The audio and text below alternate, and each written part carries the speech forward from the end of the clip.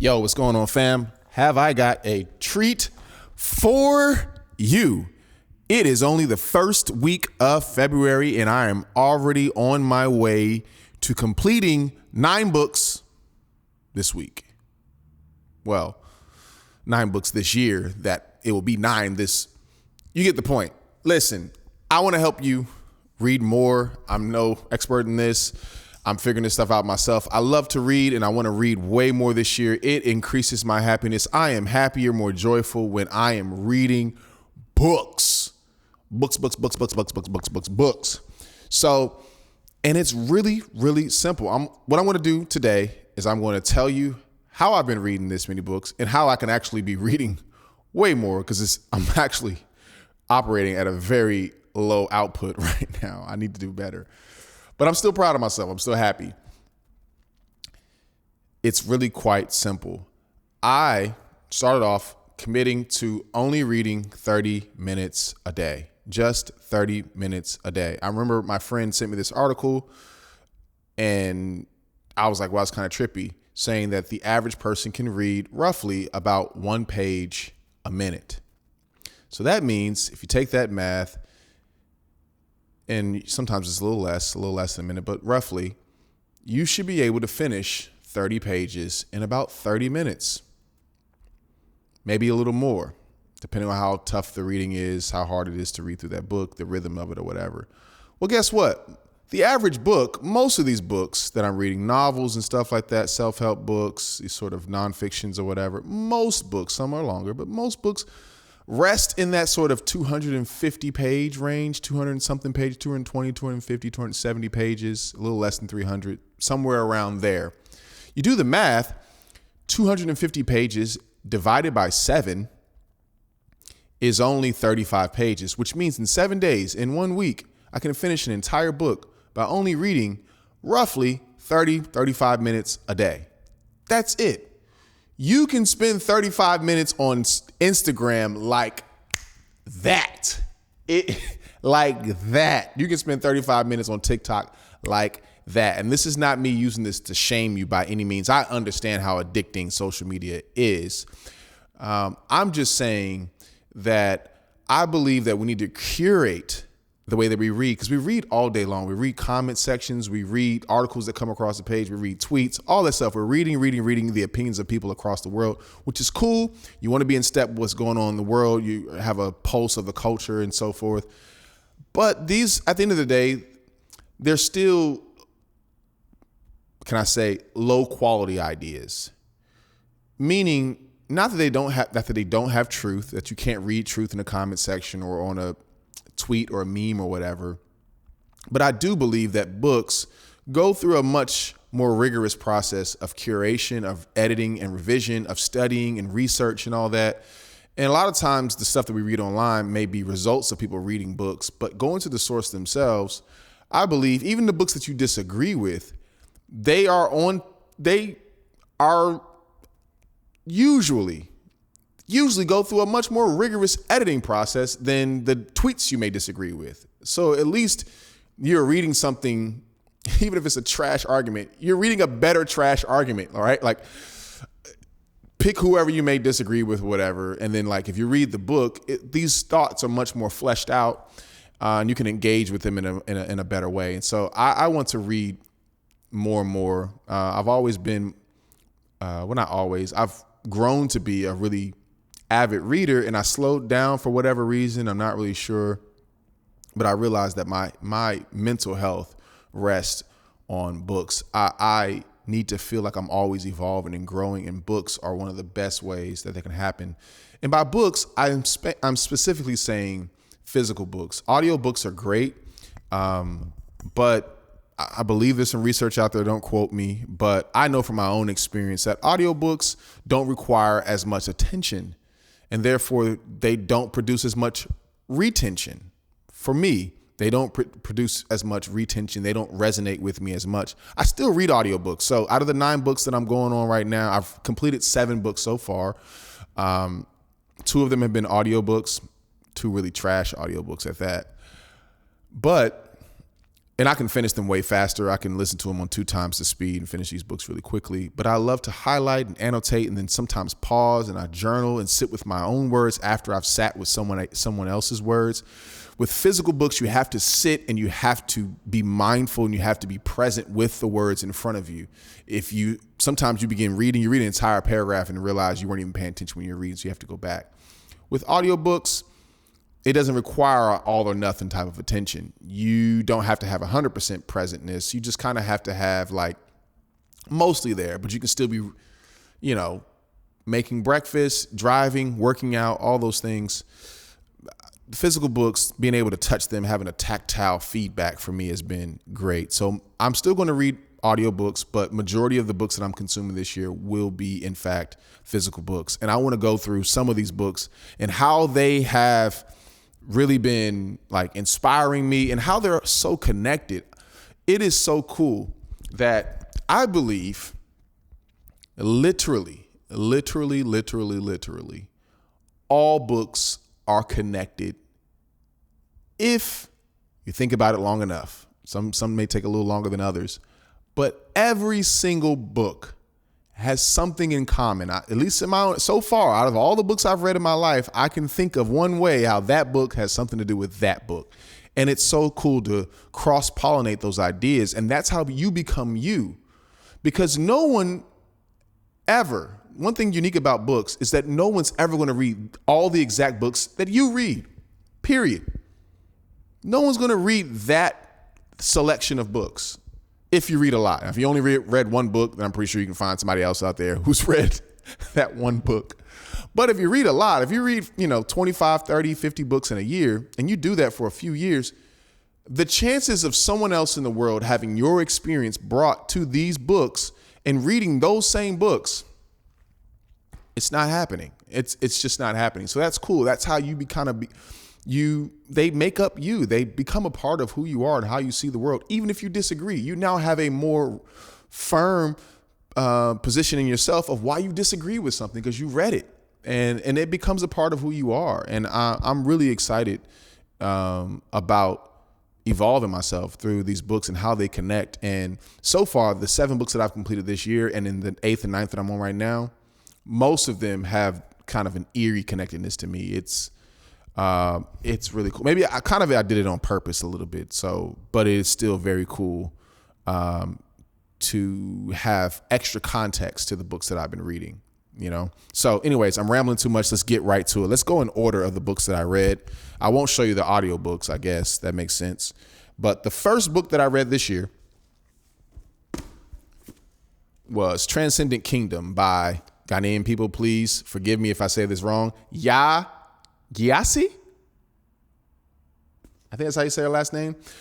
I'm not going to lie. I was a little underwhelmed by this book, but it's cool. It still was a great book for me. It kind of dragged for a while. I remember getting to like page 100 thinking like, okay, am I still in the intro or, but again, connected themes, how this all connects together. You'll see how this book connects with other books that I've been reading. And that's what makes even the books that you don't enjoy as much, they still can be redeemed and they have a lot to give you if they are paired with another book. It's kind of like pairing foods. I'm not really a big cheese guy, but man, cheese and wine, that's amazing. So that's how books are. It's like, not much of a Transcendent Kingdom guy, but Transcendent Kingdom and the other books I'm going to show you, that I can rock with. So basically this one is a novel. It's a fiction. Most of these books I'm showing you today aren't going to be fiction, but I want to get more and more into fiction, which is why I picked this one up. It's a Black author. She's from Ghana. She's also from Alabama. And the person in this story is, in fact, from Alabama, raised in the South. And I don't know if Ya's from, don't quote me on that. But the person in here is definitely from Alabama. Her mom's from Ghana. And that wrestling, what I resonated with was this person who was raised in the South and raised very religious, very Christian, and in wrestling with the parts of it that she found beautiful and appealing and the parts of it that not so much, and how that had to transcend what she believed and what she took from it, how it transcends into her life even beyond that space. But it wasn't just about that. It was also about her relationship to race in in Alabama, as well as her brother, who was a drug addict. And she becomes a neuroscientist who wants to learn more about how addiction works on the brains of humans. And I thought that was really fascinating because there's another book that I read that had a lot to do with addiction and race and the South. And there's another book that also deals with religion. And there's another book you'll see more and more. And so this person trying to figure out her story of who she is as a young black woman, young educated black woman in America, and how that interweaves with addiction. So Transcendent Kingdom. The next one I read was an audiobook, I can barely remember the name of the book. It was that bad. I finished it in a few hours on audiobook. It was The Destiny of Discipline. It was supposed to be a book on like kind of stoic discipline. Oh man, it was so bad. Golly. The most cliche, typical, I won't even spend much time on it. Don't waste your time. There's way better self-help books out there. I love self-help books on audiobook, but that was weak. Then the next one I listened to on audiobook was The Alchemist. Also underwhelmed. I heard so much about The Alchemist.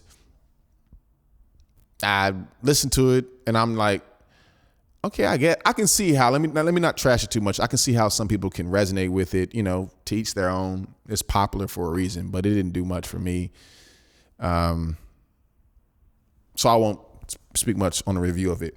Then the next book that I got into was this bad boy right here, The Self-Delusion. This is where it really gets interesting for me, because this is an idea that I had been sort of interacting with for a while now, and it started culminating last year and thinking about the self and how transient our identities really are.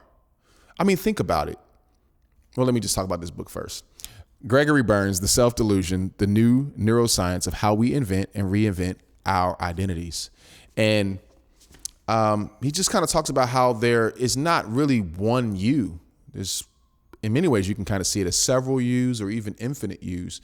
The only real you that kind of exists is the you that you're aware of in this particular moment. That's what's really real right now. And I remember wrestling with that idea when I was listening to or reading The Wisdom of Insecurity by Alan Watts. Great book. One of my favorite books of 2022.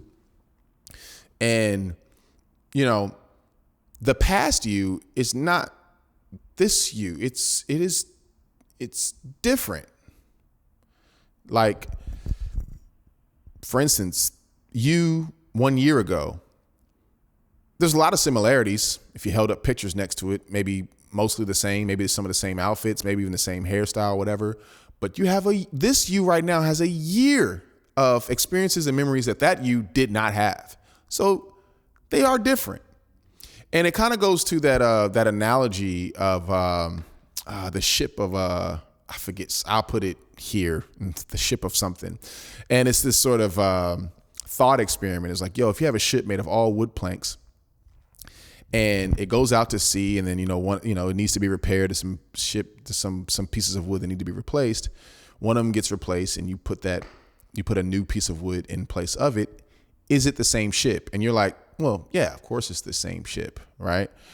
Same thing with a car. Like if you take your car to go get I think I like the car. Let me just use the car analogy better because the ship thing. All right, say I take my car, I need to get new tires. You put new tires on that car, and then you ask yourself, is this the same car? It's like, well, of course it's the same car. It's insured by the same insurance, has the same license plate.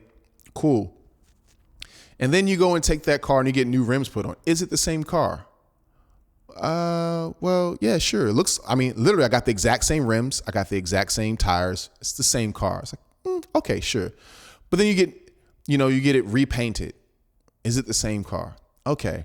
Then you get it, whatever. You start slowly taking pieces out and replacing things that break down. You put new ones in there. Now, all of a sudden, let's imagine that you had this car for, say, 20 years, and you replaced every single piece of that car, every single wire, everything, you replaced it. Is that the same car that you had before? If it is not, when did it stop being your car that you originally had? It's an interesting sort of thought experiment. And then let's say all the parts that were taken away from that, and say they were able to be restored, right? All the parts that were taken away from your car, the tires, they're all, magically be able to be made brand new, and they were put back together. Now you have this new car that looks identical to the other car, but it's made of all new replaced parts. And it's sitting next to this car that is all the original parts. But these original parts used to be here, but which one is your car? And you may say, well, they're both my car. But how is that possible? It's like, so that's a good way to kind of see how we work as well. Our cells die every single day. Every single day, some part of our cells are dying and being replaced. That story of you're replaced every 7 years. It's not exactly that. Each cell in your body has a different cell life. Some cells last longer than others, but essentially over a long enough period of time, all these cells do get replaced. And so in a very sort of ontological sense, you are not the same person you were 20 years ago. You're not the same person you were born. You have new hair. You had hair that wasn't there before. You have skin that wasn't there before. You have organ cells at the cellular level that weren't there before. So are you still you? On top of the memories that you have, the stories that you know about yourself, the things that you can remember about the past, oftentimes are inaccurate. They're oftentimes relied upon other people's memories and stuff like that. And so you start to stitch together this idea of who you are based on the stories people tell you and the stories you tell yourself. You said, man, I am such and such. And why do you think you're this way? Well, I know I'm an introvert. Why do you know you're an introvert? Because I tend to do this. Well, give me examples. And you go on and tell a story. You go and tell a story about how you're introverted. When I go to a party, I do this. And you begin to tell this story to yourself. And how much of that is your actual true temperament, and how much of that is you are just going along with the story you've been telling yourself, or the story that your group has been telling you that you are, the community that you involve yourself with, the religion, the church, or whatever it may be. You are the result of stories that are being told over and over and over again. But in reality, you can only be one thing at one time. Right now, I am a person who holds a microphone and sits in a chair. But I also consider myself a songwriter. It's like, well, why are you a songwriter? Because I've written songs before. Are you writing a song right now? No, but I have. And so that is the past me. There's multiple yous. There's the past you, there's the present you, and the future you.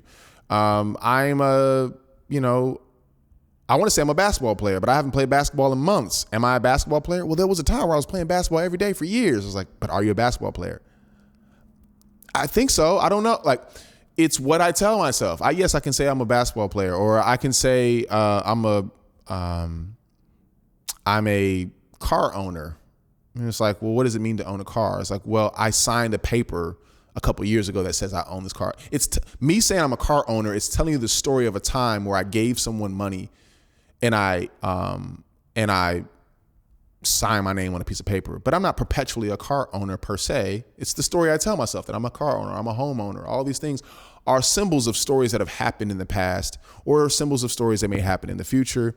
And that's really cool, because you really, when you find out how malleable the brain is and what it goes along with, how it responds to things and what you believe, you start to realize just it's a good and a bad thing how we believe the stories around us. And, the story you tell yourself over and over again is a story you believe. I am depressed. And you keep lining up with that story.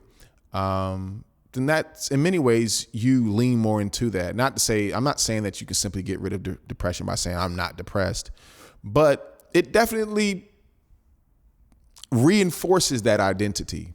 And you'll see, as we talk about stories and narratives and myths and stuff like that, they all kind of tie into these other books I've been reading. The myth of yourself. The self is a myth.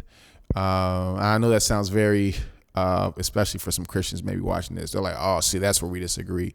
But this idea of this one continuous transcendent consciousness is a myth. It's how we get through life, which is fine. I wish I can go into more detail. I want to go more, but I don't want to hang on this book too long. But I wanted to bring up that word myth because it ties into other books that I've been reading. The next book that I read this year, what did I read next? Ooh, that's what I read. I've been throwing these books all over the place. Heavy by Kiese. I had it upside down. Heavy by Kiese Laymon.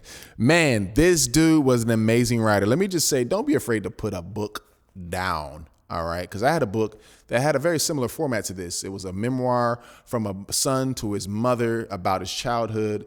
And that book was called On Earth We're Briefly Gorgeous by a poet that I've come to really enjoy, Ocean Vuong.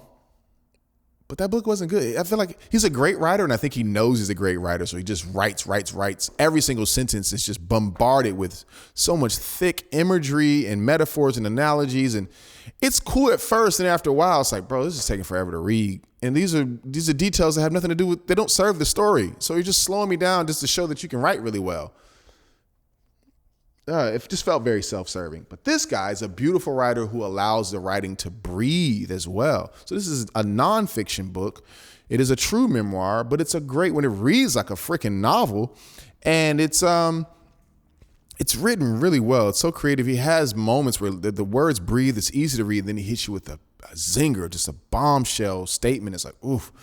And it's the story of this, again, a black man in the South who was, from a very early age, a very heavy young boy, obese, and grew to be very obese in his older age. Well, not older age, but like in his 20s and 30s and so forth. And it just talks about his relationship to weight and sexuality, and ultimately his gambling addiction as well. We see the theme of addiction growing up as well in this, and then how that relates to his mom and how she played a part in that, and how he reconciles that within himself. And it's beautiful. It's one of these books where, like, usually like a book has like, some stuff at the end, a sort of like wrap up thing or whatever, maybe even like an index. I don't know. This guy, the last page, he takes up every single page to the last page for this story and then just leaves you done. And it made me want to write a memoir. Really, really fantastic book. Really enjoyed it. The next book I read after that must have been, I'm starting to lose track of what I read in the order that I read it now. Oh, yes. The next book I read, this thing right here, The Power of Myth by Joseph Campbell with Bill Moyers, who interviewed them. This book is essentially not a traditionally written book. It was an interview, episodes long interview. I think it aired on PBS or CBS. You can find it on YouTube. I watched a bunch of them, and they just transcribed it into a book. And so you're just reading a conversation. But again, I prefer to read it. I also watched a bunch of them. I went down the rabbit hole. And what I realized, the reason why this resonates with me so much, and for those of you out there, sure, somewhere over here, what I realized, and y'all may have heard me mention this before on this channel, religious or not, I know that I need a story, a grand narrative to attach myself to. And for some people, that is a religion. But once I let go of Christianity, there's this sort of, as you're trying to figure yourself out, and it's cool, it's dope, to have that freedom, but you need something to be rooted in. I remember this woman just said to me this weekend, she was like, you need to have something. You got to have whatever it is. Be rooted in something, or you become a burden to everyone around you. I was like, ain't that the truth? You need to have some sort of, and I had another friend of mine who was like, you need to have a spiritual practice, whatever it is, you need to have something. You need to have something. And even as someone like myself who believes in evolution and is very naturalistic in my perspective on the world, I understand that I also evolved from very spiritual and very religious beings. Like humans, we are inherently religious. We're inherently spiritual. And I know some Christians will use that as an apologetic to say, that's because we're made in the image of God. That's because we're made, they'll use it. They kind of reverse the argument. Like, well, we're religious because we're made this way. And I'm like, I have a different explanation for it. But either way, the conclusion is the same. We are deeply spiritual. We're deeply looking to narratives and stories. And I think that The Power of the Myth by Joseph Campbell does a great job talking about, basically it's kind of like a leading thought, well, not anymore, he's passed away now, but like a leading thought person, scholar, just whatever, thinker on this topic of myths around the world's myths and how they have so much in common. If you love Star Wars, you have Joseph Campbell to thank for that, because George Lucas followed this guy to a T in trying to create this myth that's really kind of based on all the myths that have grown up out of humanity in the history of humans. And I think it's just, it was so helpful to me to give me something as a sort of starting point to start seeing the beauty in many different stories, and even Christianity itself. I can now dip back into Christianity, as I always kind of suspected, but this gives me even more permission to dip back into it and say it's okay to see these things as myths, and take what's good of them. The Christianity to me is not true anymore in the sense that it is true as a God to worship and it literally happened. You know, these miracles really happen, and this future that is promised is literally going to happen. I don't see it that way, but it is true in many other ways. It's true in the sense that, which is why I think it's been so powerful for so long, or one of the reasons why it's been powerful for so long, is that it does resonate with what we see in the world and how we experience life. We go through these things. We see the trials and tribulations. I think even particularly because Christianity is oftentimes written, New Testament Christianity at least particularly, is written from the lower class, from those who were downtrodden. Of course, you have some people who come in from upper class that sort of infiltrated and they're invited in and it's open to everyone. But really, Christianity is carried mostly by those who were despised in the world. They kind of become offshoots of majority culture. And so that's the experience for a lot of people as well, that in and of itself. And I think that I'm getting sidetracked, but it just made me super interested to get into more of the myths around the world, Native American myths and how they relate to Christianity and, you know, the similarities and stuff that they have and what that means for my own life. And he talks about myths, not in a negative or pejorative way, but in a good way. He's saying, man, myths are movies. You know, Batman is a myth. Black Panther is a myth, but so is Malcolm X. Malcolm X is a myth in the sense that, just how I see the Bible, in the sense of, no, can I literally be Malcolm X? Can I literally have the exact same results that, or experience that Malcolm X had? No, but I can look at his life and see true things in it and say, man, I want to aspire to that. I see ideals, I see dreams, I see purpose, I see connectedness to community that I like in Malcolm X, and he becomes my myth. And in the same way, Black Panther can become my myth as well. Batman becomes my myth. Jesus becomes my myth. People that I look up to, my father becomes my myth. All these things and these stories and narratives, we're inherently drawn to these grand stories and the ideals that we can see and we can aspire to. And so, great book, The Power of the Myth, opened me up in a really cool way. And it makes me excited about reading fiction this year, and how I fit myself into those narratives and how those narratives help me make sense of the world around me. The next book, I'm trying to rush through these things. The next book is one that I wish I would have read as a Christian. Was probably a little leery to. I just trusted the pastors were saying the right things. I just trusted that Tim Keller knew what he was talking about when he talked about this guy.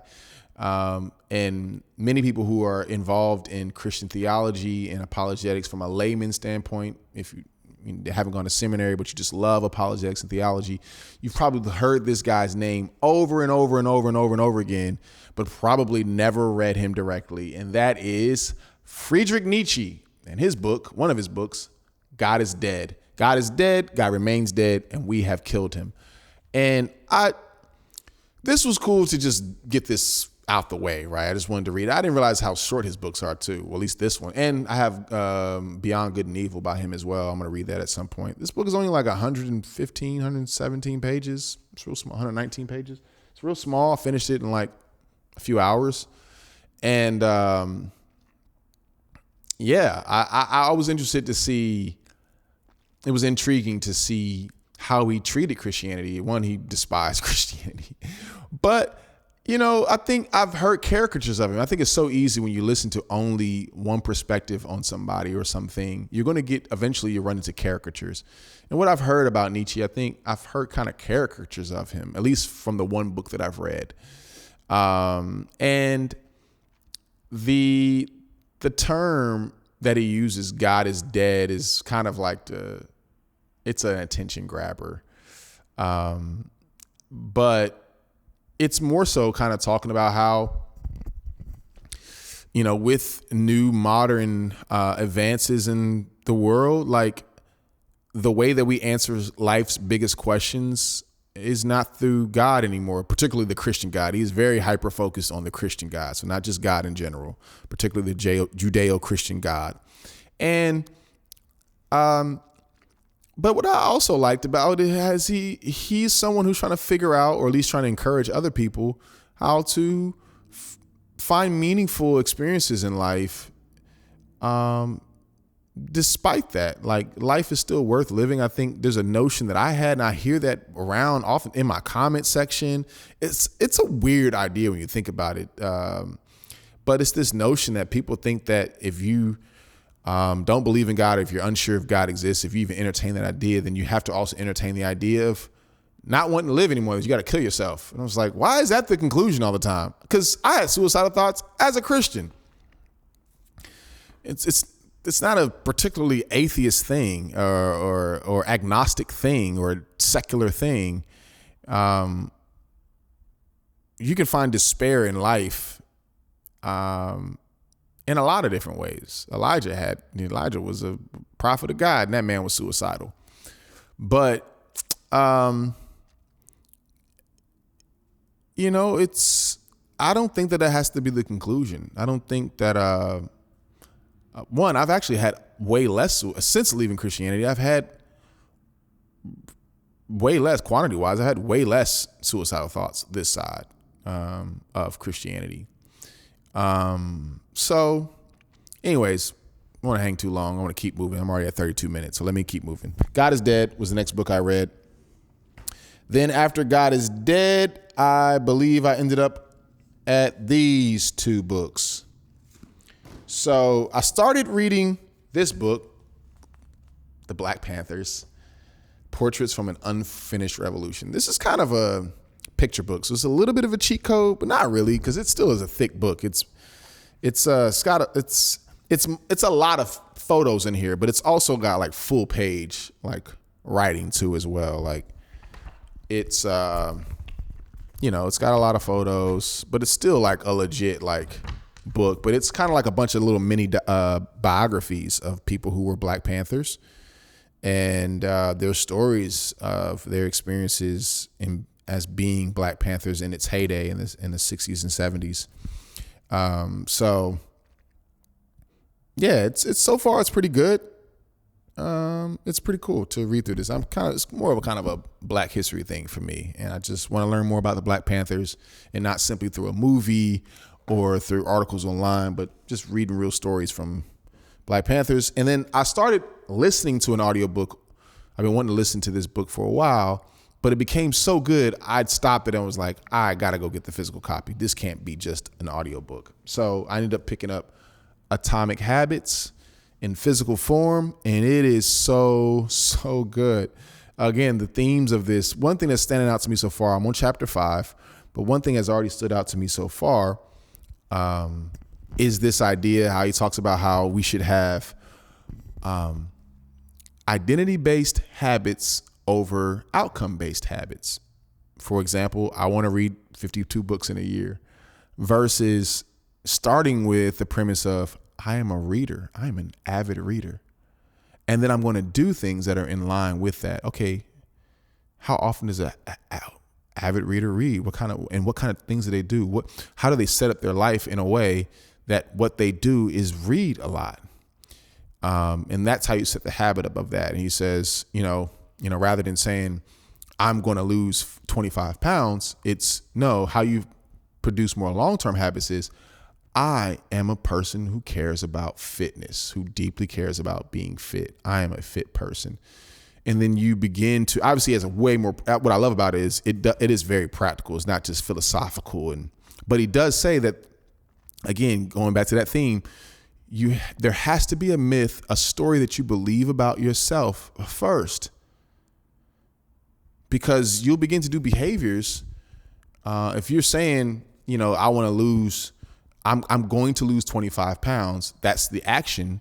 But the true identity behind it is, I'm an unfit person. I'm a fat person, or I'm a skinny person. I'm a weak person. And it's so easy to fall back to what the truest thing about your identity is versus saying, I'm a disciplined person, and how I've kind of translated that for me is like, I've written down some people that I want to be like, so the identities that I want to be like, and whether that be an ideal or an actual person, I say, well, I like the way they do that. What do you think if they had the opportunities and skills and talents and time that I did, what would they be doing right now? And you sort of reverse engineer the person. You reverse engineer the ideal or the idealistic person, the idea of who you want to be, whether it's a real person or an imagined person of who you want to be in the future. Again, self-delusion. Who do you want to be? Who you actually are right now? And he says, well, what you do is you just do what that type of person would do in that moment. So are you overweight? Yes, but you are a person who cares about fitness. And so what would a person who cares about fitness be doing right now? Would they be eating this? They would probably be at the gym. And these incremental, these atomic size habits build up on top of themselves, where it's like, okay, I went to the gym today. Am I still overweight? Maybe, but that doesn't change the fact that I'm a person who cares about fitness. And I prove that. I put my vote for that. He talks about voting. So you don't have to get it perfect. He says in a democracy, you may have people voting for two different sides, but it's not about, whether or not you get 100% votes. It's majority. And so the majority says, this is the president we have. The majority says, this is who we are. And so over time, over a year, you may say, I'm an unfit person. But today you voted for the fit person. I'm a fit person. And how I say that is I voted for that. And my vote is me going to the gym or eating this. And I keep voting. Every now and then you'll vote for the unfit person because you'll do something that's out of step with who the person is you want to be.